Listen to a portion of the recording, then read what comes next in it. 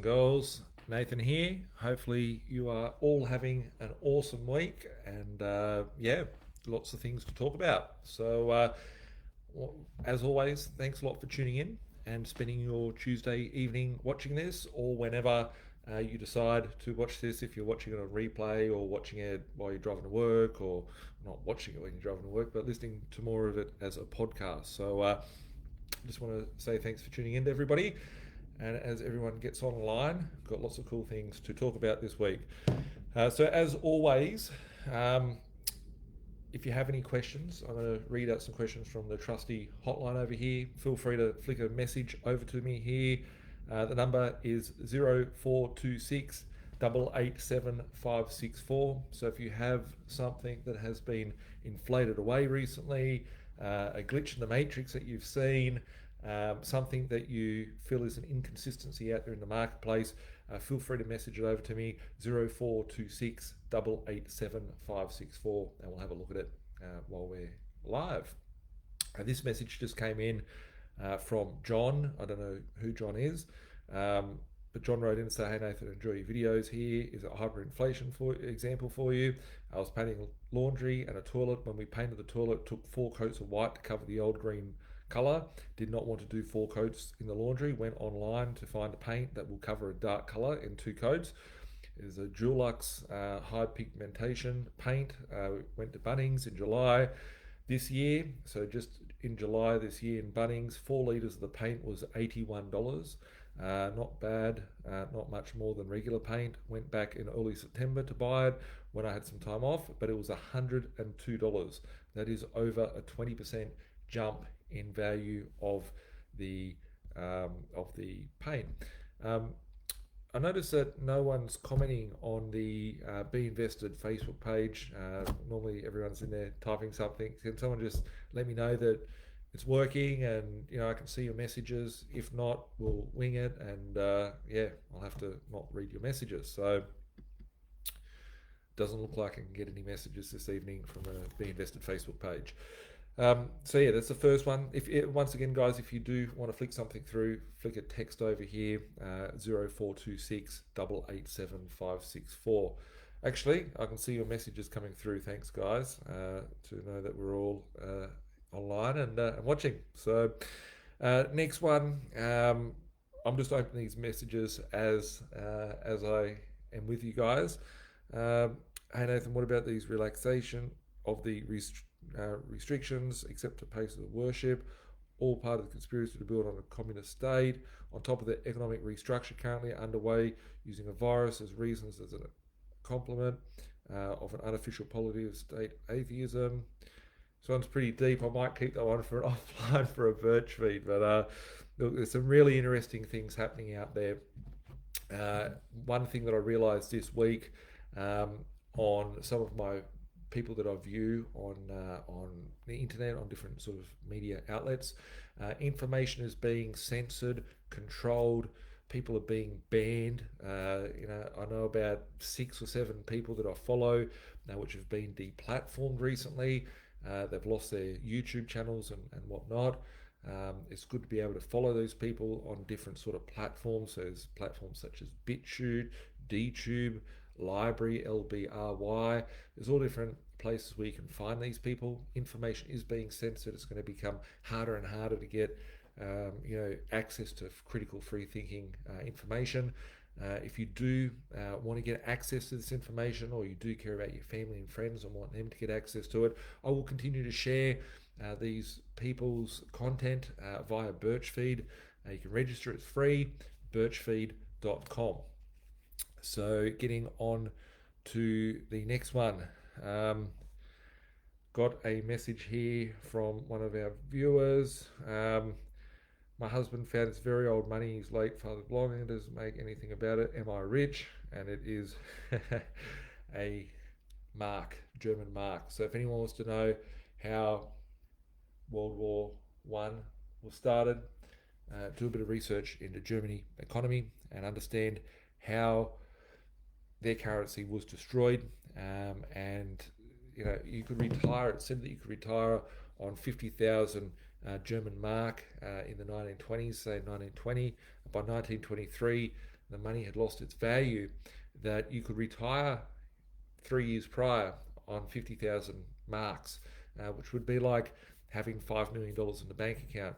3 years later, they closed your bank account and didn't even send you a letter because a postage stamp was worth more than that. That is the currency that it is. So, yeah, that is interesting. We are heading into a very, very interesting time. And I've got some articles that I want to read to you guys today. So I'm going to run through our news as always. I'm going to try and keep it squared off to 1 hour today. Give me a thumbs up if we do keep it to that. So I want to talk about some news. I want to get into our main topic for today. The topic is goals, goals for 2020, goals for 2021, how you went with them, sort of things that you can do to try and help yourself out to achieve more greatness next year. Also want to cover on about what is happening out there with the relaxation of lending in 2021. It's going to be very, very exciting with that. And then finishing with answering some of your questions. Hey Birchie, what is your thoughts of this? This one here is an article. I'm reading these, opening these up straight away from here. Sale of crypto products to retail investors banned in the UK. The city watchdog said the ban is due to extreme volatility of cryptocurrencies and the prevalence of market abuse. The Financial Conduct Authority has banned the sale of crypto derivatives to retail consumers in effect 6th of October. Ban means that the market, distribution, and sale of derivatives and exchange traded notes reference to certain crypto assets will no longer be allowed for the general public. It's very interesting what they are doing at the moment to the crypto space. Crypto, in some true formats of cryptocurrencies, they allow for decentralization, and with decentralization, you can have peace and freedom and liberty like never seen beforehand. There has been manipulation of information, transfer of information for over 2,000 years now, of just misinformation out there from certain different things. It's all propagandized in different ways. Having access to decentralized, free speech sort of outlets, this enables people to get access to content, to get reach to content, to be able to transact in money which isn't blood and dirty money that is being caused from debt and death and war and bad crimes and all that sort of stuff. And crypto has the ability to either enable people to have peace and freedom like never seen beforehand. At the same time, crypto has the ability to tax and enslave people like never seen beforehand. And it looks like that they're sort of trying to hijack this platform to be able to use it to their advantages. Obviously, the good things in life are being hidden back and not put in plain sight, because the ruling powers that are to be, it would affect their control, their power, their position, and they don't want to hand it away. So why would they do that? So they are hiding the access for your ability to attach to trade and be a part of these sort of decentralized sort of systems. So whenever you see decentralization, it is really, really important to have as a part of our lives. So it's not by surprise that they are banning. They have made it illegal to have cryptocurrency ads. You can't put anything about sort of anything to do with certain assets along that. If I talk about these things too much, I can see the viewership go down. I can see that they will shadow ban these videos. So looking at certain crypto, all the cryptos out there, they are not promoting these things. You're not even allowed to advertise. You can't advertise. If you put an ad up that said something about cryptocurrency, blockchain, or whatever, it gets removed. Why? I don't know, right? They say it's to protect people and all this sort of stuff. Yes, there is a lot of scams out there in the cryptocurrency world, but there's also a lot of information that people should be knowing about, because it will bring peace and freedom like never seen before to humanity. But it's yeah. Scott, I just saw that you're online here. Scott wrote in, Macca's Nuggets promotion, normally 24 nuggets for $10. They now have come back as $24 for $12 inflation. These are just little things that you continuously see. This is every single week. We are seeing more and more things that are going up and up and up in price. Someone else wrote here, 7-Eleven vegan chicken sandwich up 10% to $5.50. By the way, it's delicious. I don't buy anything from 7-Eleven to eat. The only thing I put is the petrol in my car or the diesel in my truck. and I get out of 7-Eleven. Any of the food there does not taste well to me. Doesn't even taste like proper food. Puppies and dogs are up 100% since the scamdemic. Um, I've got a mate who bought a dog. The dog, he was looking around recently. The dogs were all gone up a lot in value, like into the thousands and thousands of dollars. Um, why? Why is all this stuff going up? My brother actually breeds dogs, so a little shout out if people want. I think Cavaliers they breed. I'm not a dog person or animal person on that front. Just like eating animals. Um, no offense to any of the vegans out there. It's a bit of a joke, lame joke. Um, but yeah, if people want Cavaliers, I know my brother breeds them. I don't know much about him. I don't know if he's got any at the moment, but yeah, inflation is affecting all of us at all different parts of our lives. I have some articles that I want to read to you guys today.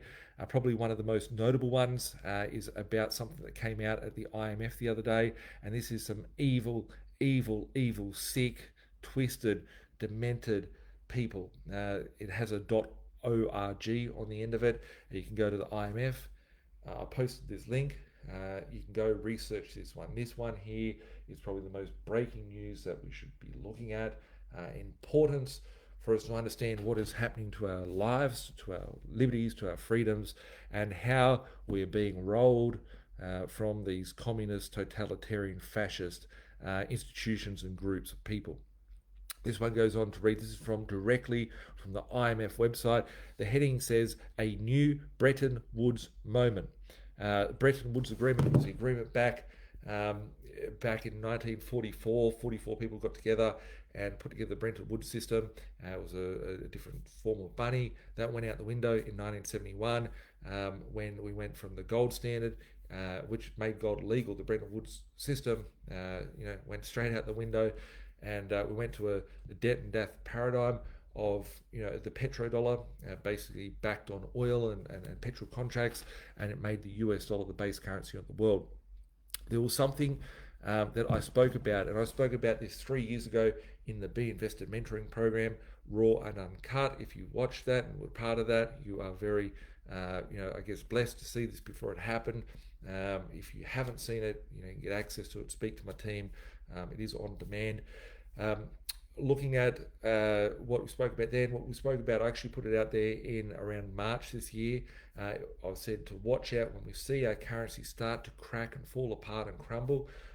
We would start seeing information coming from the IMF, the International Monetary Fund. We've seen in the GFC, we saw bad actors, bad people do bad things. Corporations went bankrupt, people went bankrupt, and that was it. This time around, we're starting to see countries and currencies getting bankrupted. We started to see back in the day the Federal Reserve bailed out and central banks bailed out the companies and the assets that were in trouble beforehand. This time here, we're going to start seeing the central banks go bankrupt. We're going to start seeing the countries go bankrupt and the currencies go bankrupt. I said that we would see a thing called an SDR, which is a special drawing right.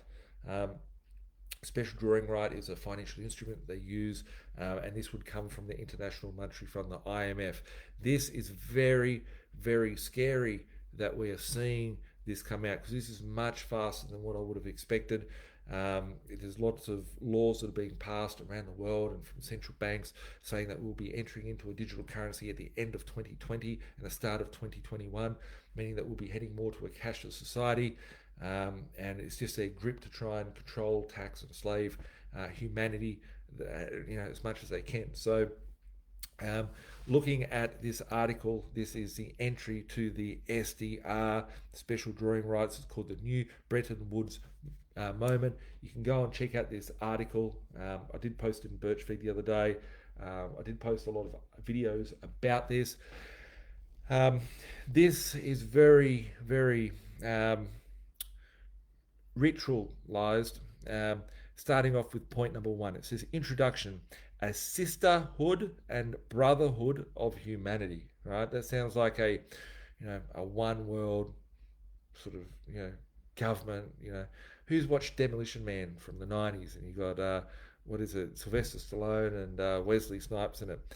That sort of seems like the world that we are heading to.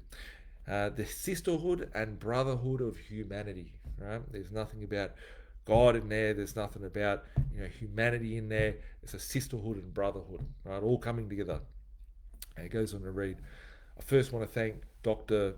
Ernst Quanmina Addison for his excellent remarks and contribution as chairman of the IMF Board of Governors. Who are these people? We don't hear about them. Most people hear about some whore, Kim Kardashian or someone that's doing something in the media and aspire to be, these people, right? And that's a part of, the world that we're in is that it's a consumeristic world and needs poor souls to be trapped into this system. But anyway, we don't get to ask who these people are, right? Critical thinking, critical questioning, right? This is being censored left, right, and centre on all platforms. So, reflecting on the dramatic change in the world over the last year, I paid a visit to the Bretton Woods, New Hampshire, where 44 men signed our Articles on Agreement in 1944. Our founders faced two massive tasks: to deal with the immediate devastation caused by the war. It wasn't the war, well, the war was a part of it, but the currencies got ripped apart. Um, and to lay the foundation for a more peaceful and prosperous post-war world. What happened after World War One? What happened after World War Two? We saw taxation come into play after 1913. There wasn't tax on income. There was a sales tax, right? There was some taxes, but they weren't like what we've seen before. And there was tea taxes and taxes on the consumables that you'd have. But now there's taxes on every aspect of your life. And anyway, you saw the war, saw more enslavement, more entrapment, industrial revolution. Everyone has to go get indebted. The biggest thing was let's go buy a house. Everyone, industrialized and sent off to go and become a free range tax slave. And the Australian dream. And most people, the reason why it's called the Australian dream is because most people have to be asleep to be having a fucking lifestyle, right? It is a dream anymore. It's just a dream. It's not even reality. So, the importance and the reason why I like sharing this and looking into this is so people can actually, look at it from multiple different vantage points and look at how, they can wake up from a dream and make it a reality. Um, so it goes on to read, at the conclusion of the conference, John Maynard Keynes captured the significance of international cooperation as hope for the world. If we can continue the brotherhood of man, we will become more than a phrase. As we look forward to be welcoming Andorra as our 190th member, the work of the IMF is testament to the values of cooperation and solidarity, which is sisterhood and brotherhood of humanity is built. Why the fuck are these words in bold, right? This is really weird sort of context to be having out there from these satanic, occult sort of institutions. Today, we face a new Bretton Woods moment, right? No one realized when the currency and the dollar died back in 1971. No one realized that they don't have the. Like, I remember growing up and asking my mum and dad, where's money come from? It was one of my favorite things as a kid. Where's money come from? And they go, oh, there's lots of gold and all this. I said, God, it's going back by gold. They were brainwashed by it, and no one had ever told them any different, that they were robbed, right? And that's what's happened throughout humanity, different times. And we are at a point where our currencies are dying and we're being robbed right at this point in time. Today we face a new Bretton Woods moment, a pandemic that has already cost more than 1 million lives, an economic calamity that will make the world economy 4.4% smaller this year, and strip the estimated 11 trillion of output next year, an untold human desperation in the face of a huge disruption and rising poverty for the first time in decades. Yes, because our currency is fucking dying, right? To talk about, oh, the poor thing, it's the virus that caused this to occur, right? Our economy was totally fucking screwed prior to any Asian guy eating a bat in the back of China, right? Is there a sickness? Isn't there a sickness? I'm not here to debate whether there is or there isn't. However, what I am here to debate is the fact of why we were seeing monetary policy change prior to this, and it was the whole system was dead, right? And what they had to do was print lots and lots of money, but surprisingly enough, now they're allowed to print lots of money without anyone even questioning. No one's questioning about the trillions of dollars. With the budget a couple of weeks ago, everyone was like, oh, we had to do it because, the virus was going to screw the economy and all this stuff. A fucking $1 trillion worth of debt the country got into this year. Wow, I'm still so laughing at it. I'm so happy about it, right? Why am I happy about it? Most people would be outraged. Now we're going to be taxed for the rest of our life, and tax this and tax this. The only tax is going to be the silent tax of inflation. Once again, we face two massive tasks: to fight the crisis of today and build a better tomorrow. We now know what action must be taken right now. A durable economic recovery is only possible if we beat the scamdemic. Health measures must remain a priority. I urge you to support the production and distribution of effective therapies and vaccines to ensure that all countries have access. I'm going to leave that aside. I'm not going to get into that debate. Also urge you to continue to support for workers and businesses until a durable exit from the health crisis. We have seen global fiscal actions of $12 trillion. Major central banks have expanded balance sheets by $7.5 trillion. These synchronized measures have prevented the destructive macro financial feedback we saw in previous crises. How come every country in the world was able to go out and get all of this debt all of a sudden, right? Like, okay, every single bank, every single country out there, where did all this money come from? Where did we borrow $1 trillion worth of money for Australia? Where did we borrow it from? Who did we sell our soul to? Who did the nation get sold out for? People don't even question this. They're just like too busy putting their mask on, going down the shops, putting 2 masks on just to make sure they're double safe. Anyway. But almost all countries are still hurting, especially the emerging market and developing economies. While the global banking system entered the crisis with high capital and liquidity buffers, there is a weak tail of banks in many emerging markets. We must take measures to prevent the build-up of financial risks over the medium term. Why is all this stuff happening now? Why did we predict it going back 2 to 3 fucking years ago? Why? And what's going to happen next from it? That's the exciting part, because I'm so excited from it, because I can see their scam. We face what I called a long ascent from the global economy, a climb that will be difficult, uneven, uncertain, and prone to setbacks. Built is a climb up, and we will have the chance to address some persistent problems: low productivity, slow growth, high inequalities, a looming climate crisis. Why are they putting a climate crisis? Why is there a climate crisis in this monetary factor? Why? What happened to that little girl, Greta Thunberg, or whatever her name is, the girl that looks like she's really fucking demented? What happened to her? Anyway, why are we having climate crisis in here? But I want to go back to something really interesting. It said low productivity, slow growth, high inequalities. Right? You have the upper class, you have the bottom class, and you have the middle class, right? And most people are around the middle class here. This middle class is what's going to disappear. You're going to see more people go to the bottom and be on the poverty line. We're going to see more people get pushed up to the wealthy line. That middle class is going to disappear. This is an opportunity for everybody to sit there and go, which way do they want to go? Do they want to stay on the bottom end, or do they want to go on the top end? So education, knowledge, understanding of this stuff, questioning, not just blind faith and obeying things that are spat out from some pre-recorded schmuck on TV. We can only do better than build back the pre-scamdemic world. We can build forward to a world that is more resilient, sustainable, and inclusive. So why do we have here, we can build forward, right? Why do we have it in italics? Why do we have these certain slogans, right? And we're seeing it on politicals, on the back of their banners. Why? Why are we seeing this on all politicians around the world, right? Who is sponsoring this shit? Is anyone questioning any of this, right? Of course not. Some people aren't. It's fantastic. And what I must say, hope everyone in Melbourne's doing all right out there, right? From a business perspective and people that are reaching out from our community, the people that are the most friggin' awake in 2020 are those who are in Melbourne, right? Because people just get caught up in the world. They get comfortable. They get complacent. This is how life is. I've watched my little brainwash thing on TV and whatnot. But when you have adversity, that's when you have real change, right? When adversity comes, that's when you start questioning things, right?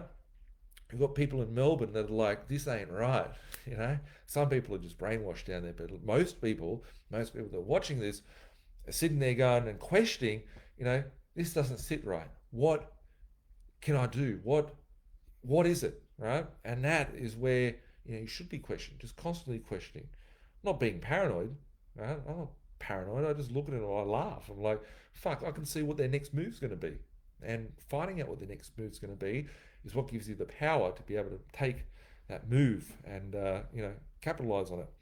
Not saying that I'm any better or any worse from it. I'm not the one making these things up, right? I just see what the move is, and it's like, oh well, I'll just move along with that as well. So, um, Natalie just said here, so true in Melbourne and so awake to what's happening. It is a fucking scam. I'm in Sydney. A lot of people think that Nathan's in Queensland. I buy properties in Queensland. A lot of people think I grew up in Western Sydney. I didn't grow up in Western Sydney. Oh, I did grow up in Western Sydney, but not in Mount Druitt.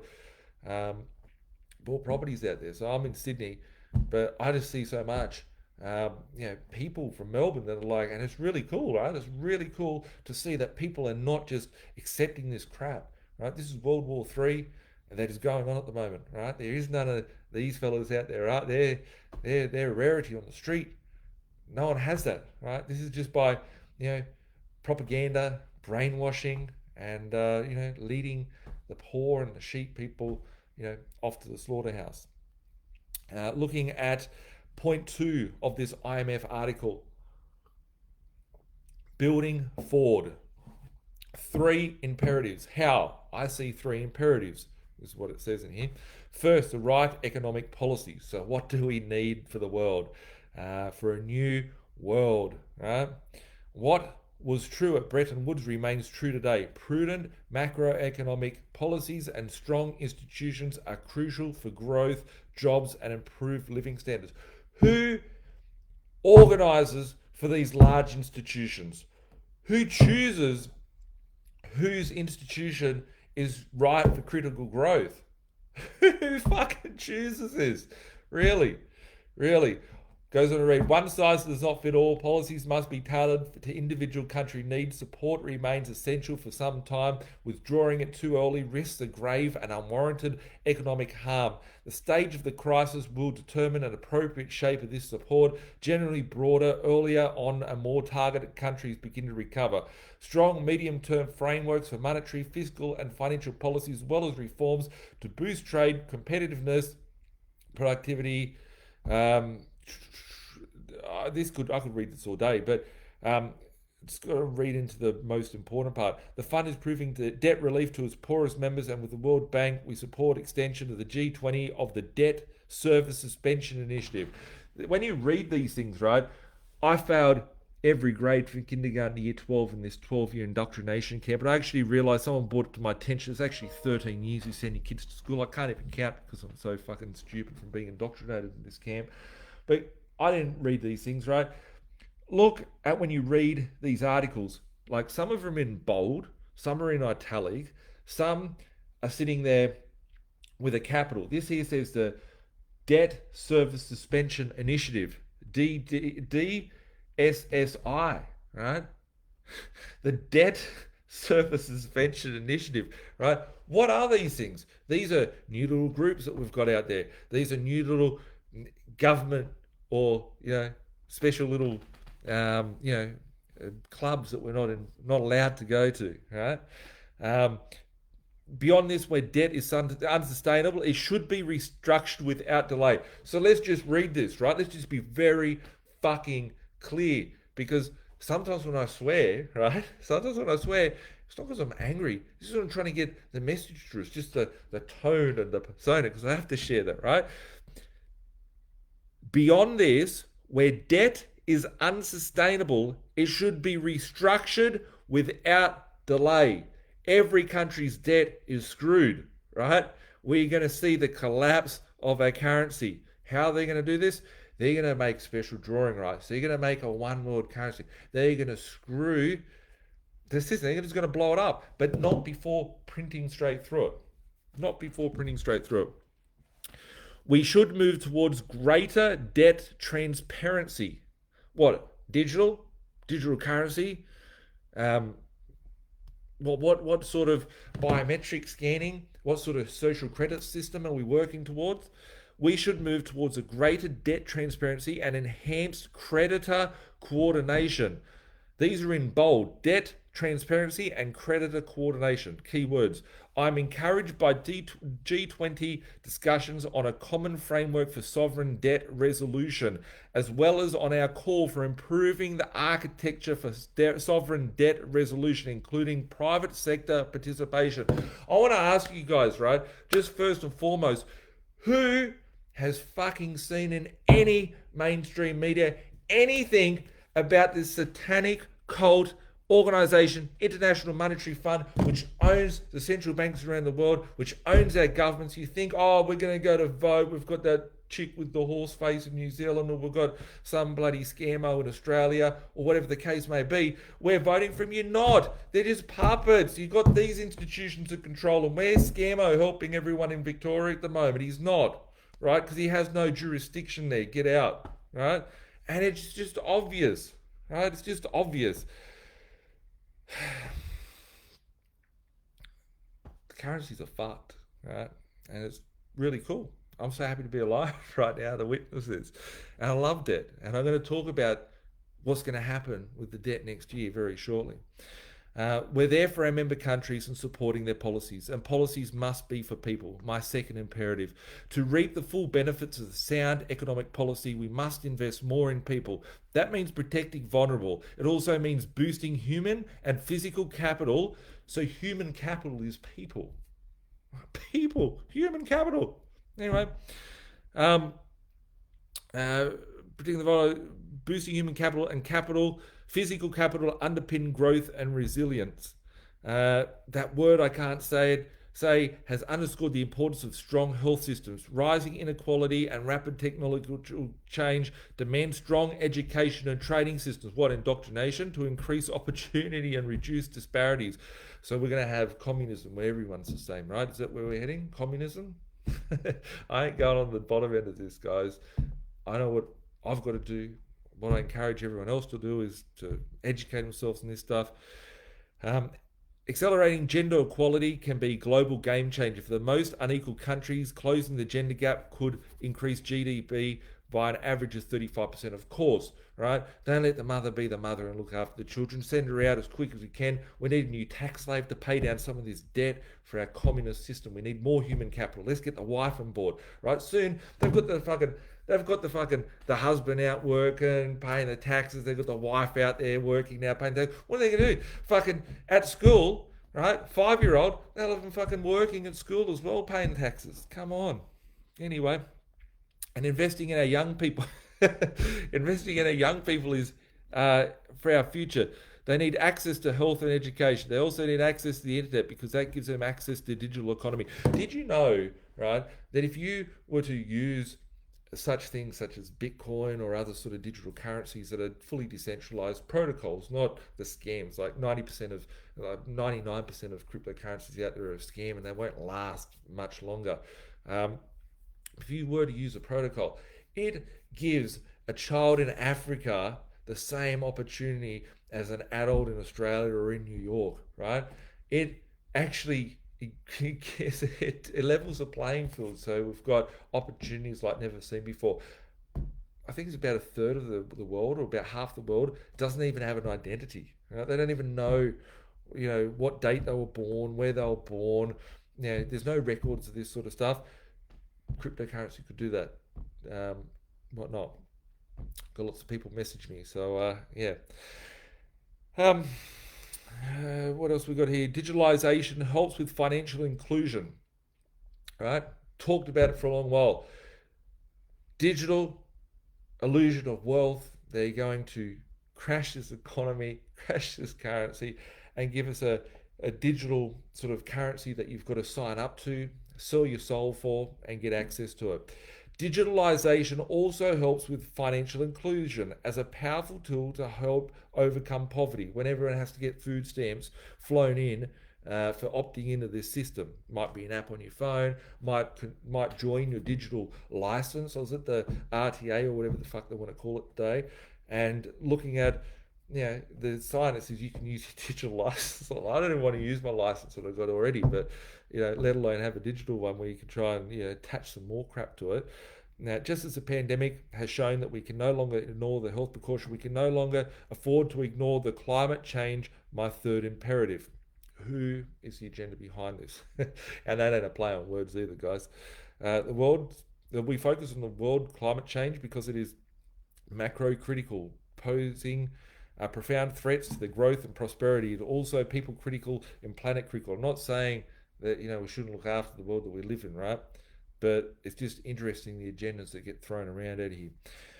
Um, uh, our research shows the right mix of green investment, and that ain't green like that either. Higher carbon prices, we could steer towards zero emissions by 2050 and help create millions of new jobs. We have a historic opportunity to build a greener world and also more prosperous and job rich one. Well, if you crash the current economy and crash the currency that we use, and if we don't need a petrodollar anymore, what will happen to those commodity prices? Well, it is just water, folks. It is just water. Um, with low interest rates, the right investments today could yield a quadruple dividend tomorrow, avert future losses, spur economic gains, save lives, and deliver social and economic benefits for everyone. The IMF's role at the fund we are working tirelessly to support a durable recovery and resilient future as countries adapt to structural transformations brought on by climate change, digital acceleration, the rise of the knowledge economy. What brainwashing? Climate change, digital acceleration. Since the scamdemic began, we have committed over $100 billion and we still have substantial resources from our $1 trillion lending capacity. $1 trillion lending capacity, where the fuck did that come from? Where did the $1 trillion come from? Out of thin air? Oh, it's just, here's some good carbon footprint. Let's put an extra digit and a zero on the end of it.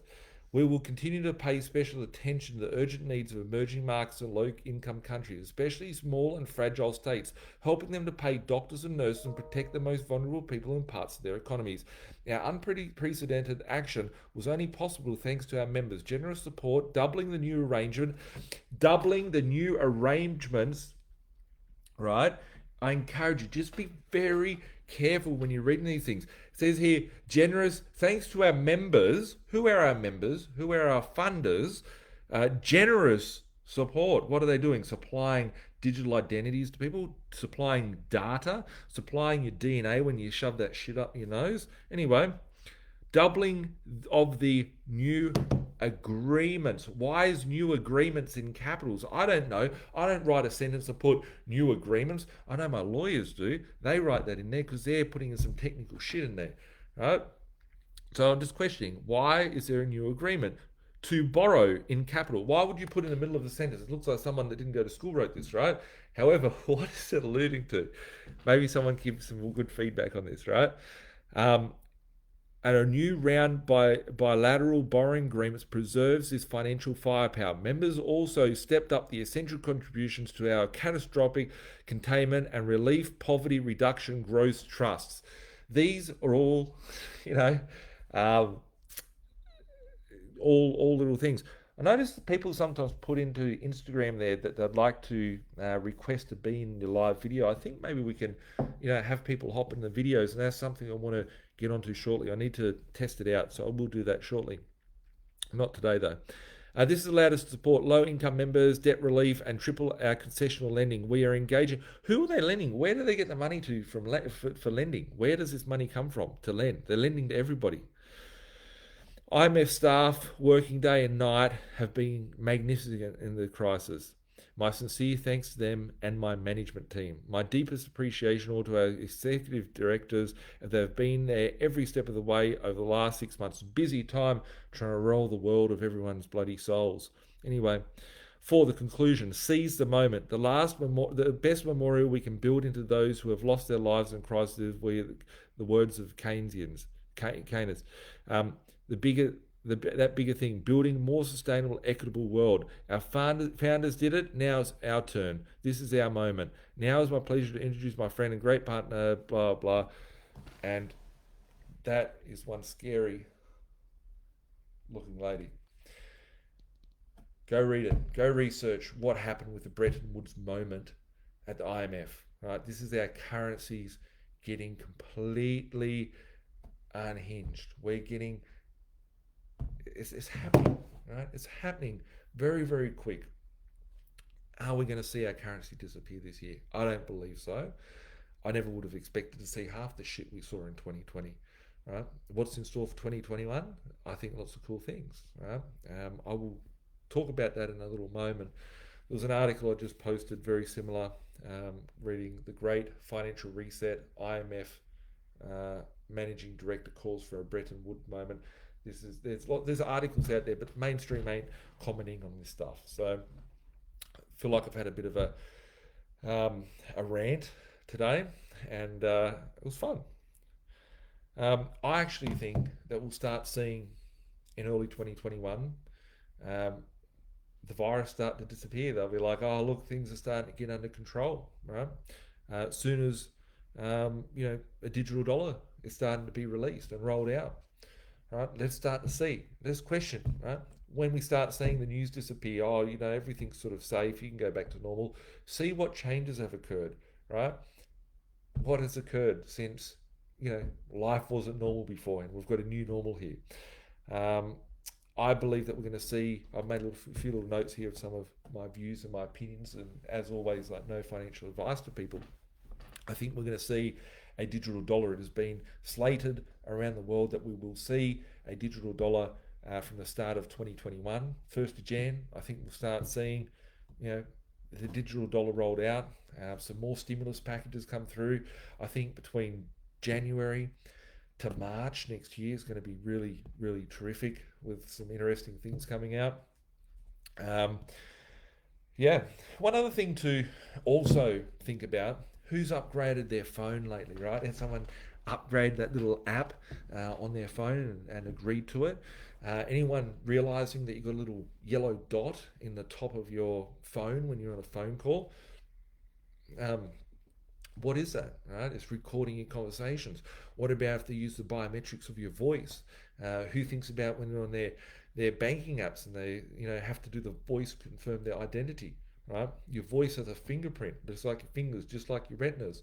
Your voice, um, how is it going to fit into the world of your digital currency? How is it going to fit into your digital wallet? These things have been slated into all different parts of um, you know the policy that's coming through from the central banks. Is that connected? Why did the FANG stocks go up? Who wants to have these companies? Who wants to invest into these companies, put the money in these companies like FBI book and all these different sort of fascist sort of institutions that don't make money, right? Who's investing into these things, right? Is it needed for a part of this new digital system where your biometrics are going into, understanding what your voice is saying? You've got a social credit system where if you say something really bad on the phone, your account gets deleted with money. There's talks about people jaywalk in China that instantly you lose $20 out of your bank account. Interesting to look at. Right? What is all this infrastructure leading to? Um, um, if you want to, like, my view on it is that with this system, they will be able to turn you off. How are you protecting yourself at this point in time to get through to the other side financially, right? Yes, you can go make money, right? If they don't like you, who's had a bank account suspended? Who's had a Facebook account suspended? Who's had a YouTube account suspended? Who's had something? Who's had their driver's license suspended for not paying a council rate? Right? These things do happen out there, and it is something that they can just turn you off. They don't like it in the system. You've done something wrong too many times. Talked bad about the government. Had a voice. Were like an old human being back in the day before you were like fully commie. You'd be turned off from the system. Um, As I say beforehand, some people have been removed, notably from sort of YouTube and different sort of platforms. Jeff Berwick, Dollar Vigilante, SGT Report, X22 Report. These channels have been removed. Censorship is getting greater. These people start talking about things very much more in depth than what we're discussing here today, and their channels are being removed. And how do you get in contact with these people? How do you get their content? How do you get that knowledge? Check out Birchfeed. I'll put it all on there. One thing to look at the moment is this move index. This is a Merrill Lynch volatility index. I'm trying to show this here. I'll show it over to Instagram in a second. 30% increase in volatility just in one day.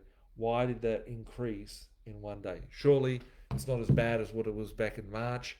I said watch out between September, October, November, August, September, October, November.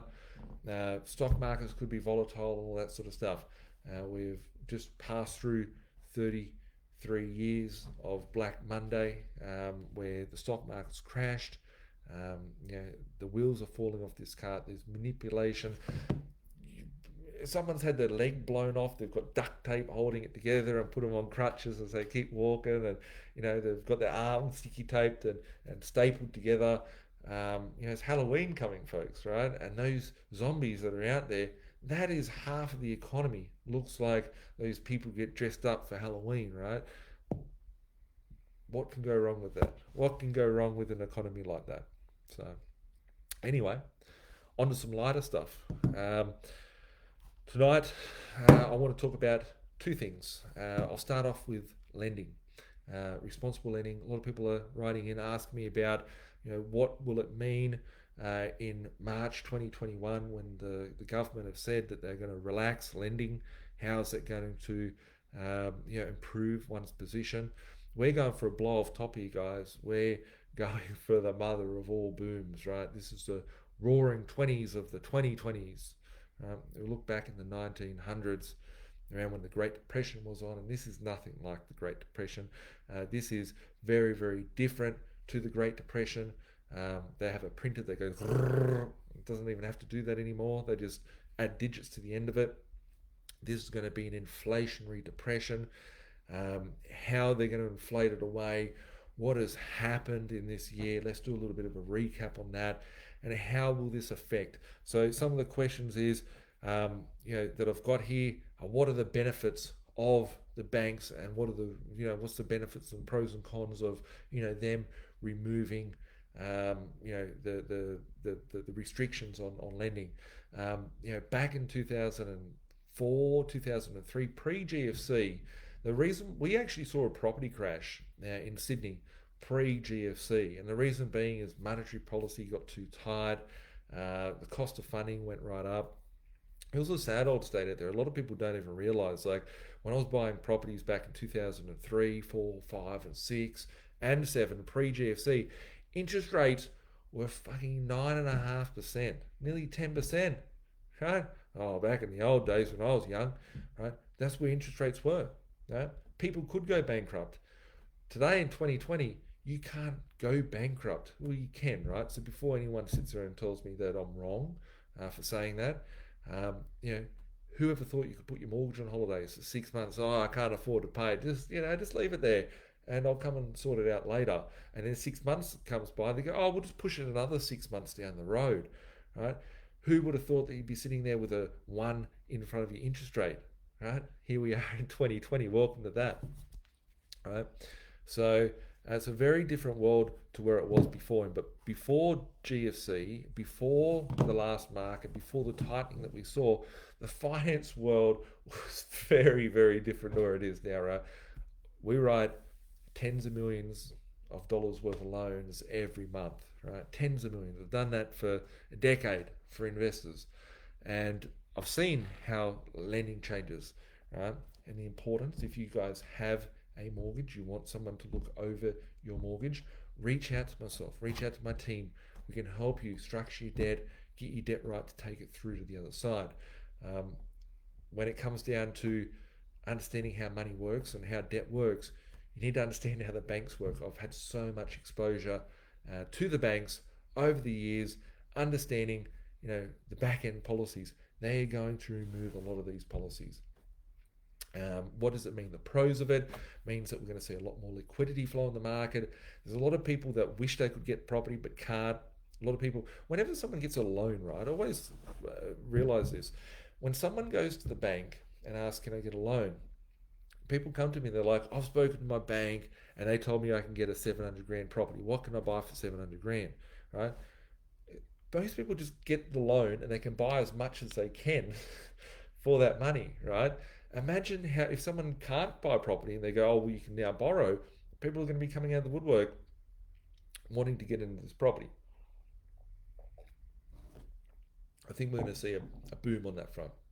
I think we're going to see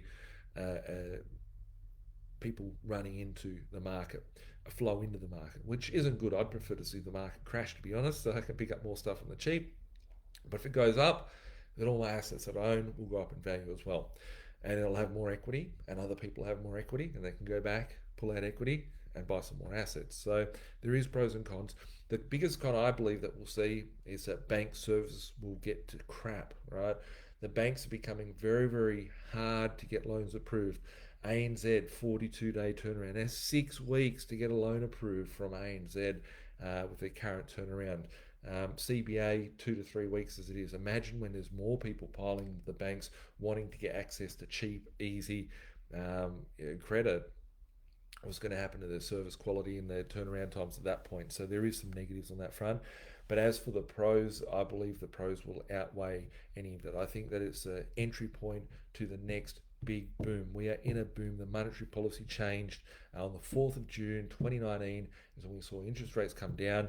If those of you that have been watching me for a very long time, I did do a Facebook Live where I was out on the Gold Coast. I was on a balcony in a motel, and the sun went down, and it just kept going because it was an amazing day. Because I told everyone they would see the interest rates come down, and it happened. The writing was on the wall, like all this other stuff that we're talking about today. The writing was on the wall back then, and the writing's on the wall now. When they start printing out this money, there's more money floating through the system, more people with the ability to purchase things. Ultimately, it's going to end up with asset price inflation. No financial advice, of course. What are the issues and concerns? Some people read in, can people over leverage? People normally think, oh, you get over leverage. They've shown their hand. The banks around the world, right? They've shown their hand. You get into trouble, we'll bail you out. You can't even go bankrupt, right? We won't even foreclose on you. Just call your bank and say we can't pay it and she'll be right. Right? Whoever would have thought we'll be living in a world where the bank doesn't even care if you pay your mortgage or not? It's amazing. What has changed with the banks? Well, nothing at this point. What will it cause? What will be the repercussions, and why have they changed it? So why they have changed it is because the economy is utterly straight up fucked, right? The economy is not good, right? And it hasn't been good for a decade. Everybody feels richer and all this. You've got some people that go, I feel poorer and poorer, can't afford anything. People that are feeling richer and richer. The people that are feeling richer and richer are the ones that have had asset, right? And they've had debt forgiveness. Debt forgiveness comes from lowering the cost of that money and lowering the cost of holding that debt. So they've had to make it easier for people to obtain debt, for them to be able to pump this market. When people say that it's a property bubble, right? Wait until the next boom. Wait until all the media comes out. We're in a property boom. It's because of the Liberal Party. It's because of tax breaks. It's because of this. It's because of Labor. It's because of whatever. It's not because of that. It's because of those institutions, those satanic occult institutions, such as the ones I was reading out beforehand, generally with a .org or a .gov or a whatever on the end of it, which are manipulating currency. It's a manipulation of the currency and the liquidity in the market. So they've had to change this. They've had to pump this bubble. They've had to reinflate the bubble, and this bubble's got a long way to go. Right? And as we keep talking about every week, it's not like if you're feeling like, oh, maybe it's just me thinking that everything's gone up in price. Well, how could everybody be writing in talking about things that they've seen? How are you seeing all these things going up on a daily or a weekly basis? Your dollar is buying you less. And as they print more money, you're going to need more money or more currency to purchase the same things. Some things will do good out of it, some things won't. What does it mean for the economy and the short and long term to see the level of liquidity manipulation and currency manipulation like we're seeing at the moment? Short term, we're going to see a boom. There will eventually become a point where we have too much inflation. They need to curb that inflation. Then inflation will not be able to be controlled and we'll enter into a hyperinflation. The view of the hyperinflation, as I talked about in the start of 2020, will not occur in 2020 or 2021 or 2022. It will most likely occur around the middle of this decade until the later part of this decade as it becomes uncontrollable. If they put interest rates up by 0.25%, everything's bad, right? Everyone will go bankrupt. If they leave the interest rate where it is, it means that everybody's not going to have to pay for their debt. Eventually, this has to be cashed in. There will be a point where it becomes uncontrollable. It is controllable still. They do still have bullets in the gun, and they still do have levers to pull, but those levers are very minimal, and they are fretting to try and change this system and push everyone to a new sort of currency system before it implodes completely. So that's why I think we're going to see a lot more of this over the course of the next decade. What will be the implications of policies like this in other countries, and how or could we or should we be emulating the same successes, avoiding the issues that arose, is one of the other points from. I see there's a lot of people that are joining in from these new changes that are going to happen to lending. Some of the things that we need to watch out for is over lending, reckless lending. I think we're going to see people sign up dead animals to get a home loan. Ninja loans, like no income, no job, get a loan, and there's going to be a lot of dodgy shit happening out there, like the wild wild west. We just went through a royal commission to try and stop bad practices, but that has no control. The people who benefited from this wasn't a royal commission to the banks, it was a royal commission to the banks to look at them from a stress testing point of view to see what parameters that they can adhere to and what sort of parameters they have up their sleeve. Think about that for a second, right? First person you've probably heard saying it, Nathan's here talking about that the Royal Commission wasn't here to test and see what the parameters of the stress test would be to the banks to keep them solvent if certain things were to occur. So a lot of what's the other question I had here? Will this be passed by the banks? Why not? Why shouldn't they? Uh, Understanding is that policy has been changed, but it isn't mandatory. The banks have been told, come next year, we're not going to regulate you as much. We're not looking. If you want to drive through a red light, that's cool. We're taking down all the speed cameras, taking down all the red light cameras. You can do whatever you want out there on the roads. Just be careful. And, if people want to get run over, they should look left, look right before crossing the road. That is what the regulators are doing, and they have to turn a blind eye because the economy is so screwed, right? When I say that we've got this really bad time and all this sort of stuff, this isn't a bad time. Tremendous opportunity, right? Most people will be scared. There'll be people sitting there going, "Oh, we're going to get in a bubble. We're going to see, this can't be sustainable, whatever." Well, it can't be sustainable, but here we are entering into a new growth phase. We're seeing a lot of liquidity coming out there in the marketplace. People with access to cheap credit. It's never been this cheap. It's never been that readily available. Right? There's never been so many people that are cashed up using Ponzi scheme money from some other form of asset. So there is a wash of this, currency that's out there for people to access, and it's going to find a home. Is it going to find a home to you or away from you? Yeah. Do you have strong hands? Do you have weak hands? There's going to be a lot of scammers out there. There's going to be a lot of spruikers out there. There's going to be a lot of people trying to part fools with their money. Understand how the economy works. Understand how the financial system works. Understand how you can protect yourself out there. The world may be a screwed up place, but yours does not have to be. So yeah, just my thoughts on that. If you do have any questions on that front, flick me a text. You can flick me a text on 0426 887 564. That is 0426 887 564. I will read your question shortly. I just realised that we're almost at 1 hour. I'm going to extend that by an extra 10-15 minutes just to finish. Finish a few extra comments that I want to talk about. So I will let Instagram come back in one moment. Where are we? And now, story, start again. Whoops, live. Friends on Instagram are back. So, my second part of today's conversation, I wanted to talk about, what did your 2020 look like? So, you know, when you're popping your champagne bottles, when you're watching the fireworks at the end of last year, and we're coming into the new year, you probably set yourself some goals. Maybe I want to lose some weight, I want to be bulky, I want to go and save some money, go on a holiday. Most people ain't going on a holiday this year. Most people aren't even getting out of their house. So, who would have thought, where we are right now? And, that is, I would never have picked that they'd be blaming this on an Asian guy eating a bat. And, that is something that, this is a financial crisis that's wrapped up in a health crisis. It wasn't a financial crisis caused by a health crisis. So, really important to understand that. Did you reach your goals? What were your goals at the start of 2020? Why did you reach your goals? Why haven't you reached your goals?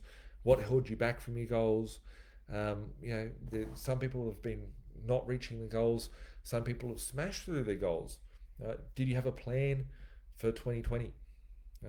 If you had a plan for 2020 and it didn't go too well, what did you do to get yourself back on track? Did you not have a plan and did you crush it in 2020? There's people from all different ends of the spectrum. But what I do know is that it's not just a sad ass old world where people are actually, in a lot of trouble. There's a lot of people out there in 2020 that have been doing really, really cool things. As I keep saying, people that have, bought properties, pulled equity, bought more properties, pulled equity, people that have started businesses, people that were forced into doing something they didn't want to do at the start of the year. Some people have been miserable sacks about it. Some people have been really successful during that period of time. So what what have you adapted into this world? What have you changed in 2020? Can you give yourself a pat on the back? What can you give yourself a pat on the back and say, I did really cool in 2020, even though given all the situations that were faced to me, all the adversity, or did 2020 mince me up and keep me away from where I wanted to be? What does 2021 look like for you? What are your goals? Like, did you lose your job this year? Have you got a new job? Right? Is there something in your control? Did you start a business? Lots of people out there starting a business this year. Did you buy property this year? Did you sell property this year? Were you positioned carefully? Were you positioned well? Were you structured right to be able to withstand a time like this? Did you take this as a golden opportunity to run and kick ass? So, how, with your 2021 planning, what did you learn from this year? What can you adapt to next year? What do you need help with? What can I help you with? What can my team help you with helping you reach your goals? When was the last time you reviewed your debt strategy? When was the last time you reviewed your loans? When was the last time you reviewed your rents? Some people are like, oh, you can't increase the rents on a property. I just copped an email this evening before I started Facebook Live. One of my tenants moved out of a property. Right? Oh, poor diddums. Got no tenant in the property. What am I going to do? Can't afford anything now. Tenant moved out of the property at $570 a week. Someone from Melbourne moved into the property. There's a tenant hasn't even left yet, and there's a bond paid, $675 per week, $105 a week increase. So, have you increased your rents this year? Yeah. Have you had a pay rise this year from your property investing? If not, what can you do about improving your position? How much time have you spent looking at your strategy? Have you spent 2020 stressing about, how you screwed up or how things aren't working or whatever? Where are your goals? Where's your next 5 years? Where are you going to be in 2025? Where are you going to be in 2030? Are you going to just accept that, that we're in a world where commies and fascists and all these totalitarian, people. Wow, I've got a mosquito here. How great. Um, or are we going to be able to, you know,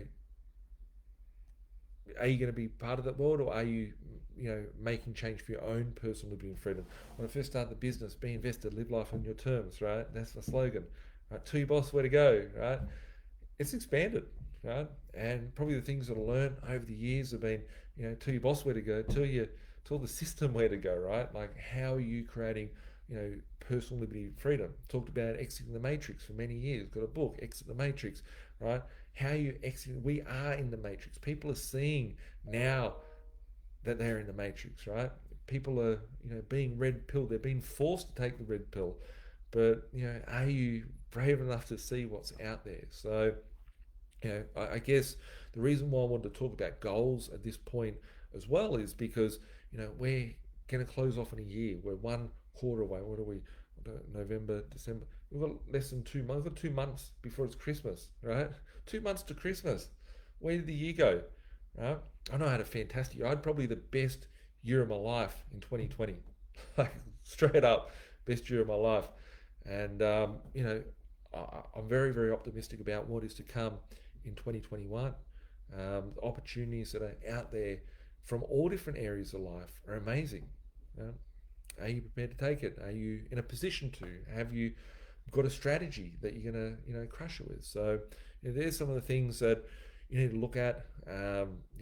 Try and plan. You've got 2 months to finish off in the year on a high.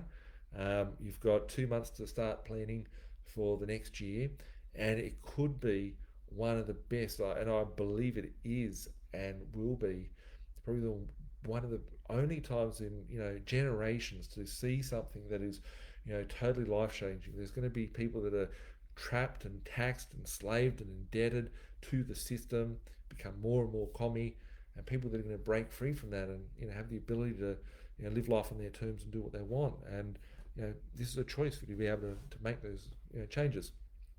Some of the people that I've seen this year, I've put some little notes here, of what's happening out there, just to give a bit of indication, on what others have been doing. Right, there's so many people that have had zero properties at the start of 2020, and here they are at the end of 2020 with 5, 6 properties in their portfolio. People that had one or two that have got 10. Right, someone I spoke to the other day, they got one property. They said they want 20 by this time next year. I said, I'll get you there. They're up to 4 in a week. Yeah, there's lots of opportunities that are out there. People that are understanding how the banks work, people understanding how debt, leverage, equity works, that are out there. There was a little note I had here of one of my investors who came to me, had $80,000 to purchase something. They bought 2 properties for 80 grand. 2 days or 3 days after settlement, they were able to go back to the bank and pull out $100,000 in equity. That's 100 grand back in their pocket. So they have more now than what they had going back a week ago, because they bought the right assets and got the debt structured correctly, and were able to go back, pull out the equity, take advantage of this failing, corrupt, fiat, debt-based Ponzi money scheme. So there are massive changes, right? Whether it be structural changes, whether it be desperation changes. People ask me, as we were talking about beforehand, the changes that I see happening in March 2021, that's a desperation change, right? That is literally the bank saying, here's the keys, take it, hope it doesn't fucking burn down too quick, and we're walking away, we can't handle this, right? That is the banks at that point in time. Personal viewpoints, no financial advice, not a financial advisor. To all my commie friends that like to write me letters in from the government, no financial advice from Nathan, just a guy with a few screws loose in my head. Whoops. But yeah, looking at, I have to give my disclaimers because they like to write to me and say, hey, you said something that construed as financial advice, and they really don't like when I question their system and their game that they're playing with. So yeah, but there are people out there that are, I talk about these stories constantly.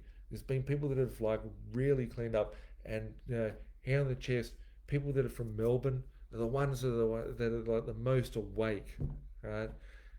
As I said beforehand, the Australian dream is a dream. You have to be asleep to be fucking living the dream, right?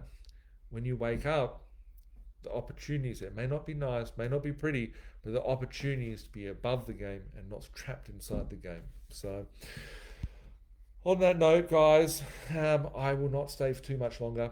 I've got a few little um, notes from people that have been texting through. One here, I've actually seen this one beforehand, a canteen price list from 1978, right? 1978, that would be about 40 years ago, 42 years ago. Let's go through a trip through memory lane. Vegemite sandwich, 26 cents. Baked bean sandwich, 26 cents. A Devon sandwich, 28 cents. Um, Rolls, a bread roll, 9 cents. Extras, sauce, serves, 5 cents. Salad, 10 cents. Cheese, 10 cents. I bet the food would have tasted better too. It would have been like real food back at that point in time. Cakes, finger buns. Who remembers a finger bun? Finger bun, 20 cents. Lamingtons, 20 cents. Cream buns, 20 cents. Pineapple donuts, 22 cents. Wow, bit of GST there. Sausage rolls, 23 cents 40 years ago. Pies, 35 cents. You can literally just add a zero or add a zero on it. Like a sausage roll would now be $5. That's 20 times it's gone up in 40 years. 20 fucking times a sausage roll has gone up. 20 times a meat pie has gone up. A can of soft drink, 30 cents. 600 ml milk, 28 cents. These things are like $5 each now, right? These things have gone up like 20 times, 15 times. What is it? Imagine you had $1,000 back then, right? You could have bought half the canteen. $1,000 now, you probably walk away with like $5 change, right? You wouldn't even be able to buy a red frog for that. So, what are we going to see over the course of the next decade? We've seen 40 years worth of inflation out of that. My view for this decade is we're going to see 30, 40, 50 years worth of inflation in a 10-year period. These videos could come back and haunt me in the future, right? But I'm ready to put my credibility on the line as I see it happening right in front of our faces today, and the writing is on the walls. Question, another message here. Hey Birchie, great to see so much passion tonight. Damn people, these sort of people that are, we're sort of making fun of here. So, if I have bullet holes in my house tomorrow, you know that, I've pissed a few people off. Or if there's some, people trying to run me down in different professional circles, you will see why. Do you think there will be a far greater wealth divide in the future between the haves and the have-nots due to what we are starting to see right now? Yes, we are starting to see that. We're going to see the middle class get wiped out. And then there's and then there's the have mores, like the B.Invested community. Exactly. So, at least when everyone goes to communism, the greatest thing that I'll be able to say was my success of 2020 and all the years leading up to pre-communism, BC, before commies. We will have people with critical free thinking, the ability to have knowledge, and have still good conversations like we're back in the old days. So yeah. Do you think the banks will let you guppy sign up for the mortgages? The rules are getting so easy. Ninja loan to breed some more in the pond. Talking about my fish, I've got silver perch and koi. Hey Birchie, one thing I've learned in 2020 living in Melbourne is start questioning everything and apply critical thinking, and to always ask why. Cheers to the content, Luke. Luke, thanks for texting in, and thanks for everyone for watching as well. Got another message here. Hi Nathan, it's Jack. Facebook Live with you now. I'm asking a few questions to get all the information you just shared. How long do you spend time on it weekly? Thanks for the efforts. I guess looking through all the data and the content, like I've been looking at this stuff for a decade. Those charts that I share, and I'll share this with you actually because this is really cool. I saw this just before I came on and I took a screenshot of it. But the 30-day cash rate future interbank yield curve that I share, it's just off the ASX website, as we can see there. And that there shows that we're down to the lowest point ever. I shared that today on Birch Feed this evening, 0.4%. There's less than 0.5%. So 5% of 1% is less than what they're saying the cash rate is yeah, on the futures market. Um, why did I learn, or why did I start looking at that? In the GFC, pre-GFC, I fixed interest rates because all the people told me out there, all the people I listened to, all the people I was so stupid to go, oh, okay, thanks for giving me that feedback, told me that interest rates were going to go back to 20%, right? And then I fixed interest rates at like 8.65%, and then they came down to like 4%. And I had this interest rate. It was only like 150 grand loan, but when the rent was $200 a week, it was a bit painful. Um, I needed to know why that occurred. Right? I wanted to know why uh, people were going bankrupt when they could have changed the interest rate. I wanted to know why so many people went bankrupt pre GFC. I wanted to know all these answers. So I started looking, digging. If I'm not comfortable with something, I'll start questioning it, and I'll keep digging until I get the answers I'm looking for. And I look at info and I relay it onto other information. I'm like, does that add up? Does it not? And that's where I start seeing the glitches in the matrix. So nowadays, I don't look all that much. I might spend like maybe 3 hours a day, maybe in between a few things. Might be laying on my biomat and getting some infrared into me. I might be, you know, sitting on the toilet watching a video. Right there we go. There's a site. I might be listening to a video while I'm having a shower. I might be driving a car. Um, Constantly trying to get data into me as much as I can so I can look for these inconsistencies, the glitches in the matrix, and the opportunities that are out there. So, you can fill your life with, watching. I look at like intellect of some people. And there's no offense to anybody that does certain things, but like people go, oh, who are you watching in the game? I couldn't give a fuck about any sports really. I have no interest in that. Like I couldn't care what's happening on Bachelor. I couldn't care what's happening on any of those TV shows. I don't even know what TV shows are out there, but you know, I wouldn't watch that stuff. I don't want to poison my brain. I want to be able to, put good content in there and research and learn things and grow as a human being. So yeah, we all have choices. Like, can you fit that extra time into your day? And that's what's important. So um, uh, second one, great quote from you. When adversity come, we change. You're right. How do you think we need to change mindset around the economy before and after the current position? The economy was not great beforehand. The economy was not good. There was many problems. Flawed. This system is flawed and fraud, and it's a system that's built up on death and debt and lies, and a lot of blood is on the hands of this system. However, if you can see it for that, you can see the opportunities in between that, and you can see where the levers are being played, and there is lots of sort of knowledge that's been left from previous times that you can see to today. What happened? Like, you can question, you look at the chart and go, what happened at that point? What caused this to happen this way? You can start seeing the patterns that occurred beforehand. You can start prognosticating and seeing what patterns may occur in the future. And that's where the exciting opportunity is. So I just share stuff like I gather I've probably lost people over time. I gather I've offended people over time. It's not my business to offend or upset or hurt or challenge. I'm just here to challenge. I'm just here to speak my mind of seeing stuff. And we're spiritual beings having a human experience, and we get to resonate with the people that we want to be, and all that sort of stuff. So there's lots of cool things that have come from this year. People that are questioning, right? Questioning is important. Um, so adversity has come to all of us in our lives, good, bad, indifferent, different way, shapes, or forms of it.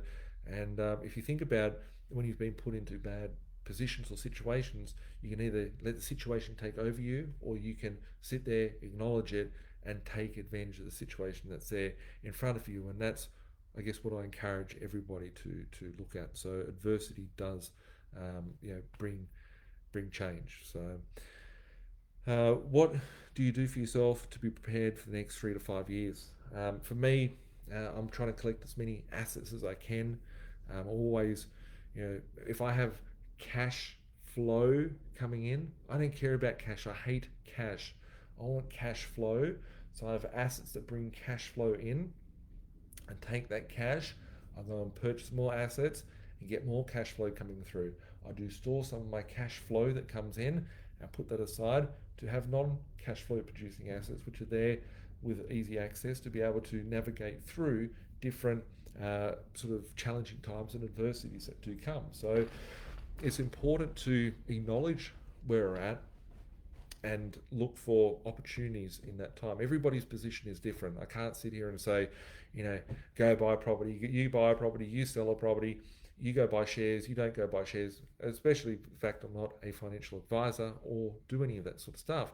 But you need to work out a plan. Like, I don't like financial advisors. I have financial advisors that are very good and they understand, how things happen out there, and they're here to help investors be their own financial advisor. I think everybody should be their own personal sort of financial advisor to take control of their own lives. No one has more of a vested interest in your well-being than yourself. So, yeah, with it, work out a plan. Work out, where do you want to be in the future? Are you doing the actions of the person that you want to be? Right? A lot of people say they want to be something, but they're not willing to do what it takes to be that person. So, do you have clarity on where you want to be in the next sort of 3 to 5 years? And are you doing the right steps in order to become that person and to get the rewards of being that person? That's the question. Um, cool. Thanks, Jack, for reaching out. Cool. I just answered it for you. Um, what's the lead time you were saying? What is the lead time you were seeing securing properties, and will the Christmas break cause a slowdown? Good question. When I go through Christmas, I love Christmas time. I'm always working throughout Christmas. I generally sit at the beach and go in the water. Um, you know, I love going to white sand and blue water, and it's going to be really cool to be able to do that. And even if I have to get through a border via a helicopter or something, we'll find a way. But looking at properties and agents and all that sort of stuff, is there a slowdown at Christmas time? I feel that there's a lot of people that normally go out over Christmas, December, November, December. They go to Christmas parties, they do the Christmas shopping, work out who's going to stuff the Christmas turkey, and they're not so much sort of into the mindset of, oh, let's buy a property. And there is that bit of a slowdown pre-Christmas, where opportunities do arise. I always work through that period of time because I'm trying to take advantage of those opportunities. So, if you are looking to, get into the property market, you are wanting to buy properties over Christmas, it's very important that you do ask me that question, Luke, because if you are thinking of getting into properties over Christmas, you want to get yourself into a good debt position. You want to make sure that you've got your loans approved, because banks will start to close down, finance will start becoming harder to get over that Christmas period.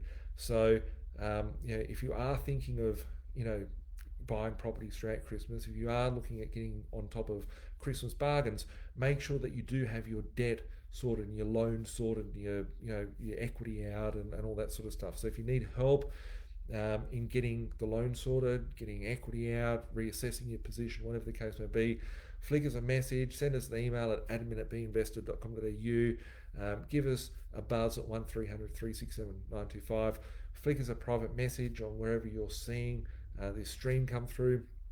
And sorry, I was getting spammed by some Telegram channel. Someone scamming, sending some channels I've been signed up to. And wow, getting pumped with some chat I've been added to.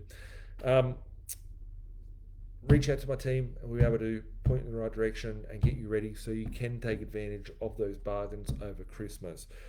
Hey Nathan, you did a video at the start of 2016 in your hot fluoro hoodie, and one of your goals was to be a billionaire 10 years in 10 years. How are you going with that, and would you change anything? Good question. So I did make a video, I think it was on my 30th birthday. I think it was actually 2015. And I said by the age of 40, I want to be a billionaire. And things have changed for me personally. Billions of dollars. I never want to have a pocket full of pieces of plastic with dead criminals printed on them. That isn't what $1 billion looks like to me. I want to have a wealth of $1 billion. Am I on track for that? If I really, cut some straws and looked at where my position is at, I'm probably at sort of like $100 million at this point in time. And how do I get from $100 million to $1 billion? It takes a different version of myself. Do I think I'll be able to get there? Look, if I really look at the fun side of it, I think we're going to see hyperinflation, so I don't have to do anything, and we'll all be a billionaire in 10 years' time. But there's probably about 6 years left to get to where I want to be. That will I get to $1 billion by that point in time? Possibly, maybe not. But either way, I've done all the necessary steps in order to to get there. I've just got to getting spammed by something really, really, really annoying here. Um, Getting spammed on a Telegram channel. Um, so yeah, as for becoming a billionaire, will I be a billionaire by 40? I still intend to be.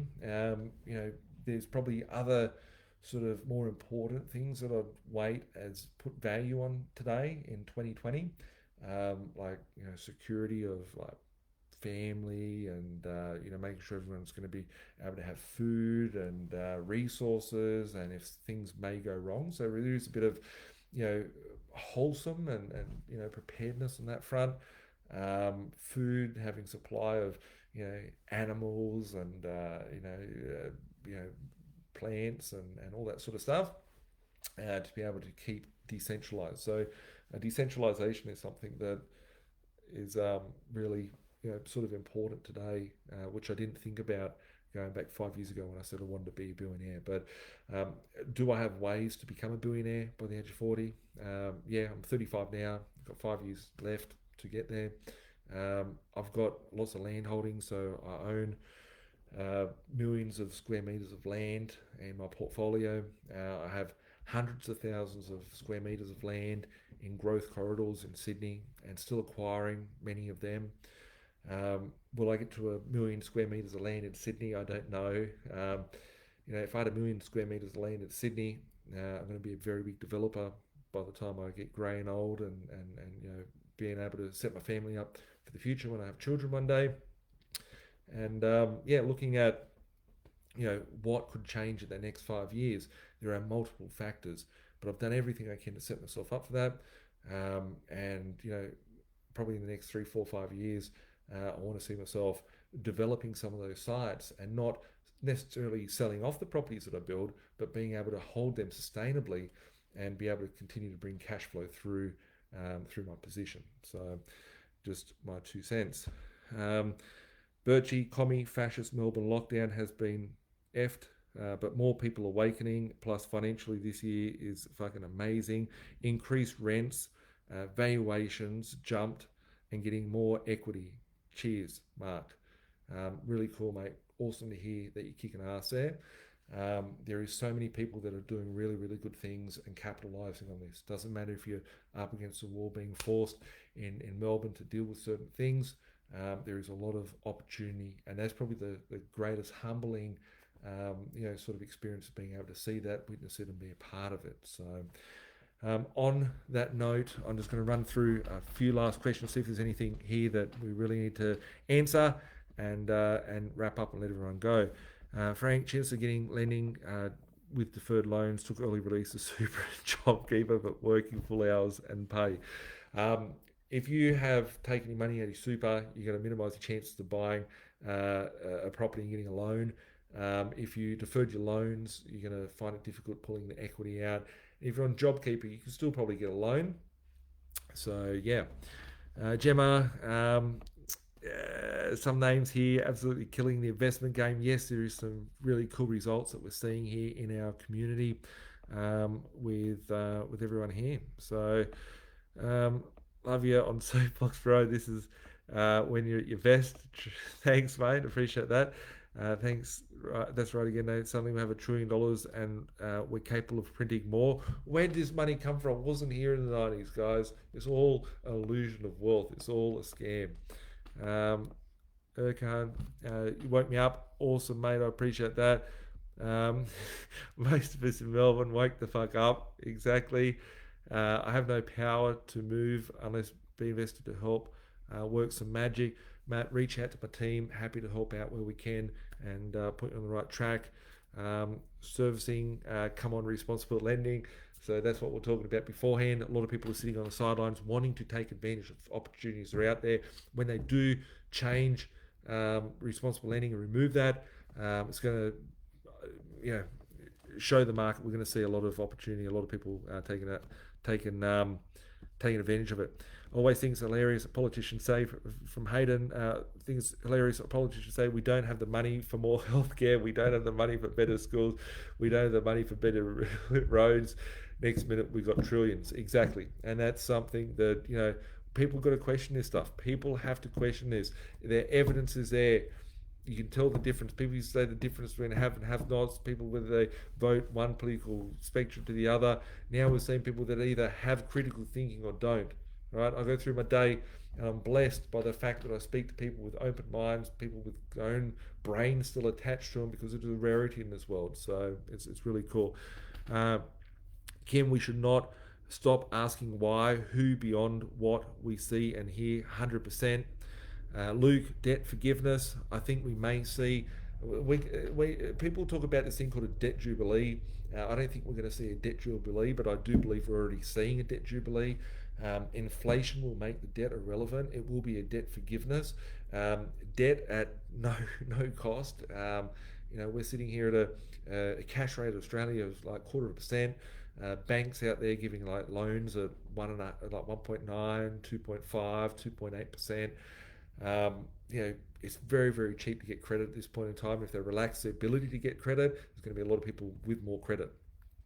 Um, James, IMF are the money makers of the world. You can control the supply of money. You control the people. Yes, that was from Amshel Rothschild. I did make a little note here that was pretty funny. I thought about the other day. IMF, inflation, misery, and famine. Just a little funny one there for everyone. There's hey, hope you're doing well. Zane, apparently there is an Asian digital dollar as well. Yes, they're talking about China has released a digital yuan. Before the GFD started, when I said that we're going to see everything implode going back in 2018, I think it was about 26th or 27th, 28th of March 2018. It's when they started trading. China started trading yuan and petrol futures, and that's what started the trade war, and everything started falling apart at that point. Had an instant bank transfer last night. ANZ to HSBC, they're all digital currency now, 100%. Cashless society, bank garnished by child support, exactly. Save your YouTube account over to library. It's like YouTube, exactly. I will get that sorted out. What do you think is a good LVR to be leveraged at? Depends on everyone's circumstances. I'm not a fan of going over 80% LVR, so probably if we look at Zinger books, Zinger is my finance company. If you need help, reach out. We can help you get loans on your portfolio. If we look at billions of dollars worth of loans out there, probably sort of 98, 99% of those loans would be less than 80% LVR. Seems like a repeat of 2000, 2008 in the USA where homeless employed people got loans pretty much. But this time at the end, we've seen everyone get bankrupted, right? There's nothing else apart from the IMF taking over all the debt. So we're going to see the central banks buy out all the banks, is what I predict we'll see at the back end of this when everyone goes broke. Tenancy Act, Vic saying that electricity and gas inspection every 24 months and must do smoke detector every 12 months, but we now have 10-year smoke alarms. Overkill. It's the government for us. Um, Shane, have you heard of any updates about Canada's discussion about taking back ownership of all land combined with the debt jubilee? I believe they're currently underway. No one owns their property. If you think you own your property, you don't own it, right? Try not paying your council rates for a year. Try digging a hole, finding whatever minerals from the ground, and taking it. Try building whatever you want on your property. You'll be told that you have to pull it down. If not, they will fine you. They'll confiscate your land. They will throw you in a cage and kidnap you. They'll send you to jail. You don't own your land, right? but you can control the land, and that's what it all is about: is the control, controlling of the assets. So yeah, I think it's important to understand how the assets work for everybody.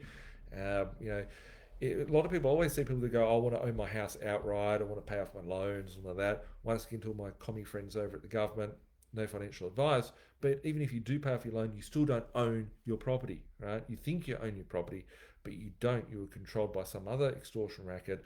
The debt is just one part of the system. You've got the local government, the federal government, and all different layers of these commie institutions that are trying to rip you apart every day of the week. So when I look at a loan, I just look at it as like, well, it's just one more of those commies out there that are trying to take a part of my cash flow. That's why I focus so much on cash flow and controlling the actual asset and the asset base. I want to have the biggest asset base, which will get inflated through the cycle. I think to myself, I could have $1 million turn into $2 million in the market double. I could have $10 million turn into $100 million, $10 million turn into $20 million. I could have $100 million turn into $200 million. So looking at you know how to build that portfolio up, and should you be scared about the government or the debt or anything like that, you need to control the asset base more so than the other aspects. That's my viewpoint and only my opinion. um, Shami, 200 grand in savings, invest in residential or commercial. How long's a piece of string? What does the rest of your portfolio look like? There's many variables there. Personally, I think residential is much safer. You can still get very good returns on residential as you can in commercial. In my portfolio, I have probably 95% is residential and about 5% that's commercial.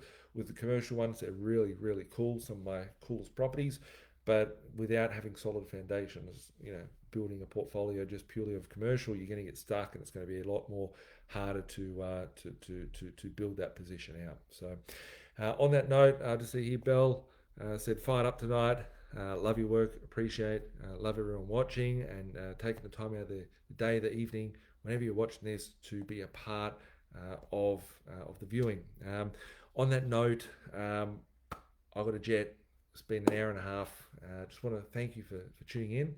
And we'll catch up next week. If you do need help on anything, whether it be a chat, whether it be getting rid of strategy, whether it be acquiring assets, whether it be managing assets, purchasing properties, renting out those properties, getting the highest rental returns, working out if the debt is your debt position the best it can be, whether it be looking at your super fund, feel free to reach out to my office, admin@binvested.com.au. Call us 1300 367 925. And remember, the information is out there. If you need access to it, do yourself a favor. Go check out birchfeed.com, birchfeed.com. No AU, it's just .com. And if you're on it, you like it, if you could give me a thumbs up, a review, a share, get your friends involved, share the message out there. These algorithms on these social media outlets don't like my swearing, they don't like my content, they don't like what I'm saying out there, so it doesn't get the reach like it used to do. The community grows as big as what you guys can make it be. So I do really appreciate the support when you do that. So thanks guys, take care, and we'll catch up soon. Bye for now.